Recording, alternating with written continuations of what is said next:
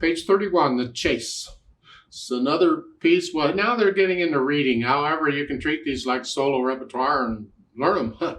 It's reading broken chords, like what we've been doing, and block chords and so forth, because eventually you'll see the pattern of notes and you'll recognize them as a chord. So in the first couple measures here, you're not reading all these notes.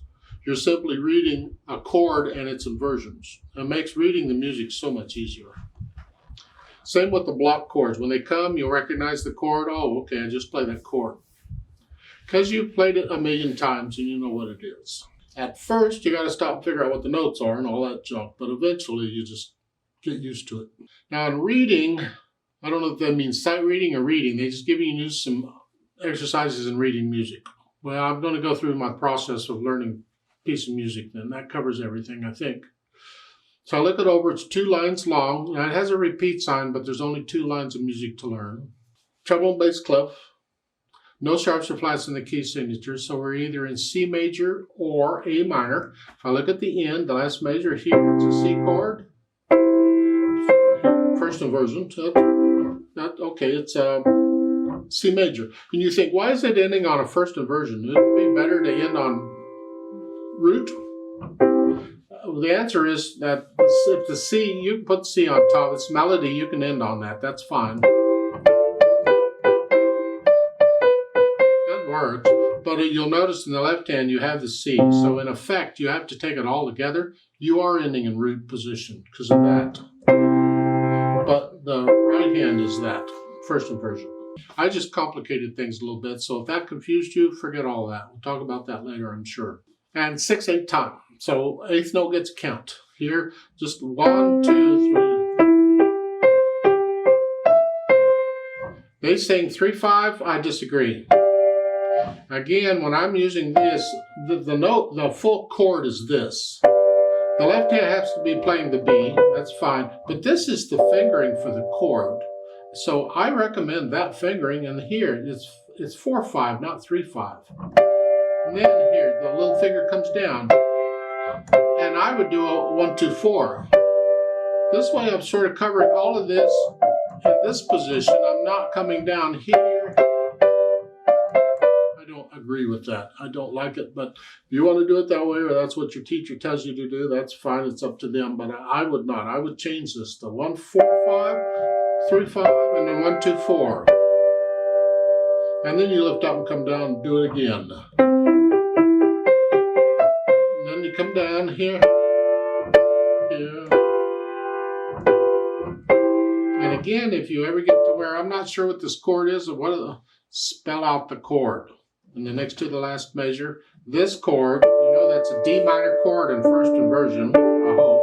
But this next one, what is that? Well, it's an F, a G, and a B. If you want to figure out what it is, then you've got to put it in root position. So I don't want this here, so I'm going to put that on top. And right now, see, there's 4 notes in it. It's the 7th chord. We're not using that one.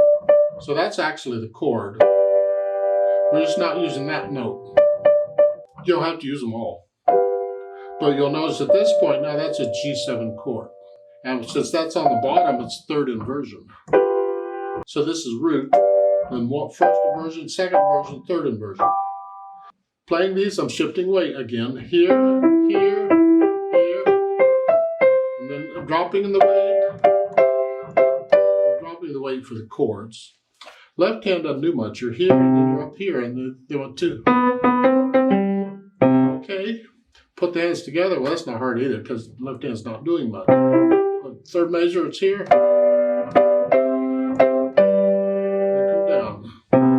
Now, let's talk about that. Going from measure 4 to 5. I'm here or here, depending on how you finger that. And next measure, you got to be here and here, both hands. You get 1 beat to do it in. But if there's a way I could try and make that a little simpler, I'm going to. So, I'm going to. The left hand, I played that with 4. While I'm holding it down, I'm going to put thumb on it. I'm going to substitute a finger for another finger. And the reason is to prepare for what's coming. I'm here. Now I'm ready for that. I don't have to move. That way, when it comes time to move, all I have to do is focus on the right hand. The left hand's there. So the last two measures, put that on there, do it immediately. Now I'm ready, I just do the right hand. And I'm ready to go. That's how I'm going to do it. You can move both hands if you want. Just practice that. You have to know where you are and which fingers you're using, and where you want to go and which fingers you're going to use. That. You practice that. I find it easier to do this other way. I just prepare one hand, then all I have to do is focus on that one. Now once I have the hands working together, sort of, to get rid of the hesitation, so I think about the articulation, and here it's connected. You can't connect block chord. Pretend you can. I mean, you can make the eighth note staccato if you want. That's interpreting the music. It doesn't say to. So you can try and play them connected. If you want, that's fine. This is connected. Okay. Then for the dynamics, MF, mezzo forte, it's the right hand. Left hand should be solved. And this, by the way, comes up when I play that.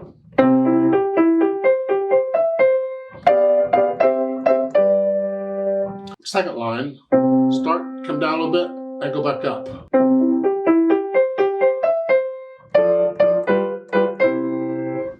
You repeat it. You see the repeat sign? You just play it twice. Now the speed. Grazioso means happy, playfully, have fun with it, blah, blah, blah, okay. Be in a good mood. More copy for that, but okay. The chase, the title kind of mean, well, I guess we're moving along, not turtles. But it's got to be accurate. So don't go too fast.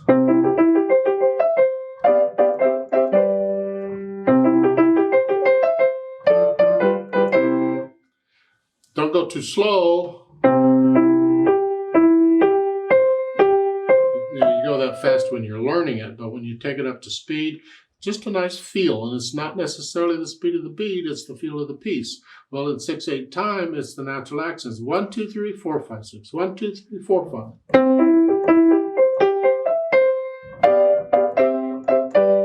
4, 5, 6. Do that.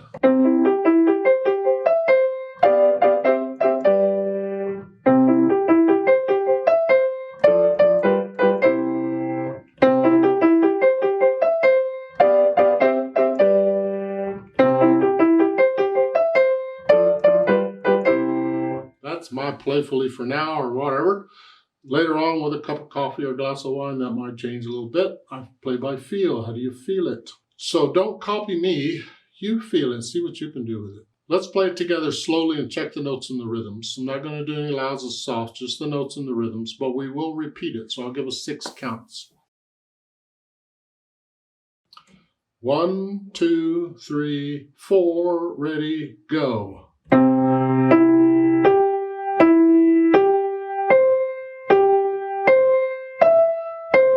5, rest. 2, 2,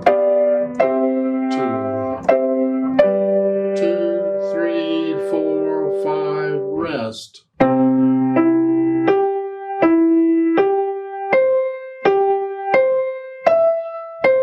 5, 6. 2,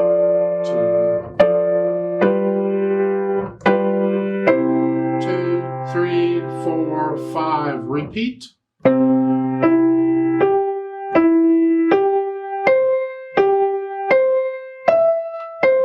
2, rest. 2,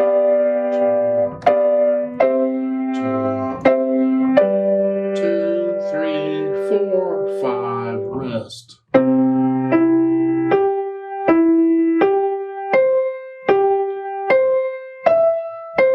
2, rest.